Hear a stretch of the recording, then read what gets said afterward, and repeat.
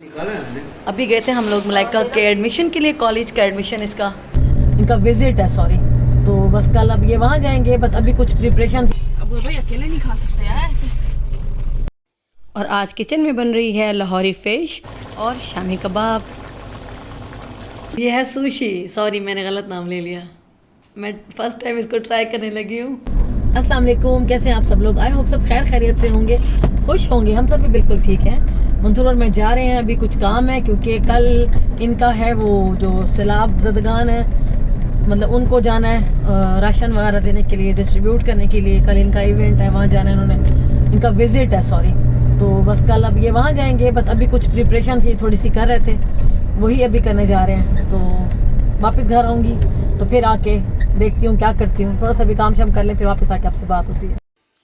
और जी ये मैंने रास्ते में ही एक शॉप नज़र आई, मुझे एक पॉट चाहिए था चाय के लिए। तो मैंने मंसूर को बोला कि शॉप बहुत अच्छी है, यहाँ थोड़ी देर रुक के मैंने कहा चलो कोई बर्तन वगैरह घर के लिए देख लेती हूँ। तो मुझे ये सॉस पैन जो चाय की केतली होती है बेसिकली, मुझे वो चाहिए थी।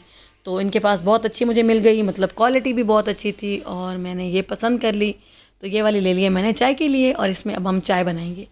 तो जो पहले वाली थी वो मैं उसको अब फारिग कर दूँगी, वो अब पुरानी हो गई थी। और ये है एक स्टोर, छोटी सी दुकान है। इधर तेल बहुत अच्छे मिलते हैं, सरसों का, नारियल का, बहुत प्योर होता है। और बाकी भी ब्लीच वगैरह, सर्फ, साबुन, बहुत अच्छी चीज़ें मिलती हैं। तो ये भी बिल्कुल साथ में दुकान थी, तो मैंने सोचा कि यहाँ से भी घर का कुछ सामान ले लेते हैं। तो कुछ चीज़ें मिसिंग थी, ऑयल सरसों का नहीं था घर पर, और आंवले का मेरे घर में नारियल का और सरसों का तेल इस्तेमाल होता है।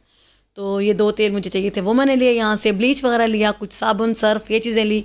और इसके बाद हम लोग जैसे ही आगे आए, मछली मंडी से गुजर रहे थे, तो मंसूर ने बोला कि मछली तो लेनी है, क्योंकि मौसम भी अब ज़रा थोड़ा सा सितंबर आधा गुजर गया है, तो आगे दिल भी करता है फ़िश खाने को। सख्त गर्मी में तो बिल्कुल नहीं खाई जाती, हम लोगों ने खाई भी नहीं। हालांकि लोग खाते हैं मोस्टली लोग, लेकिन हम जहाँ रहते हैं मुल्तान में, यहाँ शदीद वाली गर्मी होती है। तो इतनी गर्मी में तो आप फ़िश खा ही नहीं पाते, गर्मी लगती है आपको, प्यास बहुत लगती है। तो अब ज़रा मौसम अच्छा आ रहा है, तो दिल चाह रहा था कि फ़िश बनाएं। तो मंसूर ने मुझे बोला कि फ़िश ले लेते हैं। यहाँ पर ये दरिया की मछली होती है, जो कि ये भाई साफ़ करके देते हैं। मछली मंडी के बिल्कुल साथ बहुत सारी शॉप्स होती हैं जहाँ से हम लोग ये मछली परचेज़ करते हैं। बिल्कुल ताज़ा होती है, फार्म की नहीं होती है, दरिया की मछली होती है। और इसका टेस्ट बहुत अच्छा होता है, मतलब जो आप फ्रोज़न लेते हैं या आप मतलब एक जो फॉर्म में बनी होती है ना, उससे भी इसका अच्छा टेस्ट होता है, जो दरिया की प्योर होती है। तो यहाँ पर हम बनवा रहे थे मछली, ये भाई बड़े अच्छे तरीके से मछली साफ़ कर रहे थे। और फ़िश के तो बहुत सारे तरीके हैं, मैं फ़िश डिफरेंट स्टाइल से बनाती हूँ। सालन भी बनाती हूँ, फ़िश फ्राई भी बनाती हूँ, पकौड़ा फ़िश भी बनाती हूँ, और मतलब स्टीम भी, जिस तरीके से मर्ज़ी आप इसको बनाएं, और बहुत मज़े की लगती है। बट जो मेरे घर में मोस्ट फेवरेट है वो है जो कि लाहौरी फ़िश। लाहौरी मछली की रेसिपी भी मेरे चैनल पर मौजूद है, अगर आपको देखनी है तो वहाँ जाके आप दे सकते हैं। घर पर आकर मैंने सारी मछली को वॉश कर लिया था, नमक लगा के 1 घंटे बाद मैंने इसको वॉश किया था। अब मैं इसको लगाऊंगी मसाला, और ये रेसिपी मेरे चैनल पर है, अगर आपको चाहिए तो आप जाके देख सकते हैं, लाहौरी फ़िश के नाम से होगी। तो ये वाली मछली बहुत टेस्टी बनती है, आज मैं वही बनाऊंगी। बट मैं आपको पूरी रेसिपी नहीं दे रही, क्योंकि अगर आपको चाहिए तो आप वहाँ से देख लें। तो बस यहाँ पर मछली धुल गई है, और इसको लगाएंगे मसाला। किचन में बहुत सारे काम कर रही थी मैं साथ साथ। यहाँ पर मैंने शामी कबाब चिकन के चढ़ा दिए थे, क्योंकि शामी कबाब अगर बने रखे होते हैं ना तो बड़ी सहूलत हो जाती है घर में। भाई बच्चे उठाते हैं और फ्राई करते हैं और खा लेते हैं, बर्गर बना लेते हैं, पराठे के साथ चल जाते हैं, चावलों के साथ चल जाते हैं। और यहाँ पर बहुत ही मज़े का हमारा मसाला पिस चुका है, बहुत ही टेस्टी बने थे ये शामी। इसके अंदर हरा धनिया, हरी मिर्ची अभी मिसिंग है, वो मैंने मंगाए हैं, घर पर नहीं थे। ये इसमें ऐड करके और फिर उसके बाद इसके बना लेंगे टिक्कियाँ और कर देंगे फ्रीज़र में फ्रीज़। ये साथ है मेरे महनूर और साथ है अबूज़र। अब सलाम करो। अस्सलाम वालेकुम सबको, कैसे हैं सब? सब ठीक है।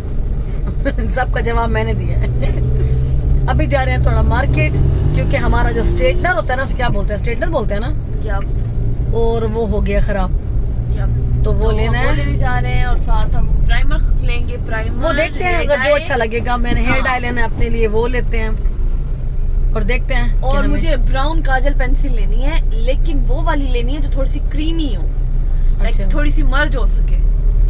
देख लेते हैं ना, अभी चल रहे हैं, बस एक 2 चीज़ें लेनी है, लेके फिर वापस आते हैं। मलाइका हमारे साथ नहीं है, मलाइका घर में बना रही है चिकन कढ़ाई, वापस घर जाके फिर खाना खाएंगे, फिर आपको दिखाऊंगी उसने कढ़ाई कैसे बनाई है। आज बड़ी मज़े की कढ़ाई बनाती है वो। तो जी अभी मैंने सीखा है महानूर से वाइल्ड एंगल से वीडियो बनाना। और फ्रंट और बैक दोनों से एकदम से कैसे बनती है। ऐसे घुमाएं। और अभी मैं वापस आ रही हूँ अंदर। ये चीज इस तरह बनाएं, इस तरह से कुकर। चले अब प्रैक्टिस करूंगी इस तरीके से बनाने में। बच्चे बड़े हो गए, सिखा रहे हैं हमें। तो यहाँ पर आ गए थे हम लोग स्टोर में। बहुत अच्छा, ये कॉस्मेटिका के नाम से यहाँ स्टोर है। बड़ी अच्छी चीज़ें मिलती हैं इनके पास। यहाँ से मैंने लिया स्ट्रेटनर और कुछ बच्चों को थोड़ा बहुत सामान चाहिए था। हेयर डाई वगैरह मैंने लेना था, तो ये वाला मैंने स्ट्रेटनर पसंद किया था, जो कि अच्छी क्वालिटी का था, इम्पोर्टेड था, अच्छा वर्क कर रहा था। तो उन्होंने टेस्ट भी करवाया था। बड़े अच्छे स्टोर वाले थे। ये वाला स्टोर मुल्तान में, गर्देजी मार्केट कुलगश्त में है, कॉस्मेटिका के नाम से। तो ये बहुत अच्छा है और यहीं से हम लोग कुछ भी हमें चाहिए होता है ना, मतलब क्रीम्स, लोशन, फेशियल, तो हम यहीं से ही लेते हैं। तो बहुत अच्छी शॉप है और बिल्कुल उसके सामने गोलगप्पे वाले खड़े होते हैं। यहीं पर बहुत टेस्टी इनके गोलगप्पे होते हैं। तो बच्चों ने कहा कि अगर मम्मा आ ही गए हैं, मुझे मानूर साथ थी, अबूज़र साथ था, तो इन दोनों को गोलगप्पे बड़े, वैसे तो सबको अच्छे लगते होंगे, लेकिन मेरे बच्चे तो बहुत शौक से खाते हैं, चटोरे हैं ये। तो मुझे बोला कि मम्मा गोलगप्पे ज़रूर खाने हैं। मैंने कहा चलें जी। हालांकि घर मलाइका कढ़ाई बना रही थी, बट इन्होंने गोलगप्पे खाने ही खाने थे।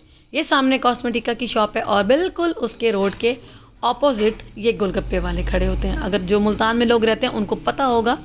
तो यहाँ पर आ गए थे जी हमारे बहुत ही मज़ेदार गोलगप्पे, और इतने फ्रेश होते हैं इनके, इतने मज़ेदार, खट्टे खट्टे, बहुत टेस्टी होते हैं। हमने 2 प्लेट्स मंगवाई थी बड़ी, बट यकीन करें बड़ा मज़ा आया था। और इसके साथ ही जो इनका स्पेशल इनका एक पानी होता है ना, ये होता है इमली का पानी, बहुत ही मज़े का होता है, ये बहुत टेस्टी होता है। और ये वीडियो नेक्स्ट डे का है, जब मैं मलाइका को लेके कॉलेज गई थी उसका एडमिशन कराने के लिए। अभी गए थे हम लोग मलाइका के एडमिशन के लिए, कॉलेज का एडमिशन इसका इंशाल्लाह हो जाएगा मंडे को। और फिर हम लोगों को भूख लगी हुई थी, तो भी लेकर आए साथ थोड़ा सा खाना।